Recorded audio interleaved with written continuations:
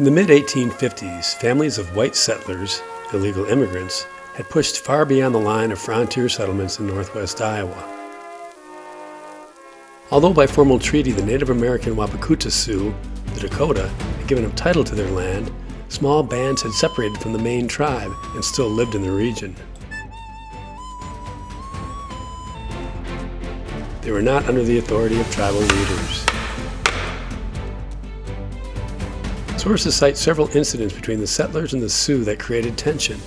One such was an alleged theft of Sioux horses by Henry Lott, who had settled his family near where the Boone and Des Moines rivers joined in 1846. When Sioux leader Sidominadota camped near the Lott cabin seeking to reclaim the horses, Lott's 12-year-old son panicked and fled into the winter without adequate clothing.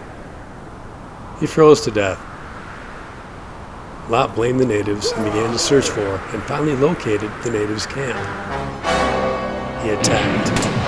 He slaughtered Sidominadota, his wife, and his children. The chief's younger brother, Inkpaduta, vowed revenge. Will not see the end of this day. I will have my revenge! Troubles between area settlers and native people continued. One account described conditions this way. Suffering food shortages during the severe winter of 1856-1857, which saw heavy snow, Inkpaduta and his band begged for food from European American settlements in northwest Iowa. The winter was brutal, and the native people, hungry and cold, were beaten and chased for scavenging grain in harvested fields. Get the frick out of here! So they moved north in the freezing cold towards the Spirit Lake and Okoboji region. Around March 8, they began to attack the white settlers, illegal immigrants. Altogether, the natives killed 35 to 49 settlers and captured 4 women: Abby Gardner, Elizabeth Thatcher, Margaret Marvel, and Lydia Noble. As the natives fled north into Minnesota, and after the band killed their horses for food, the women were forced to carry heavy loads.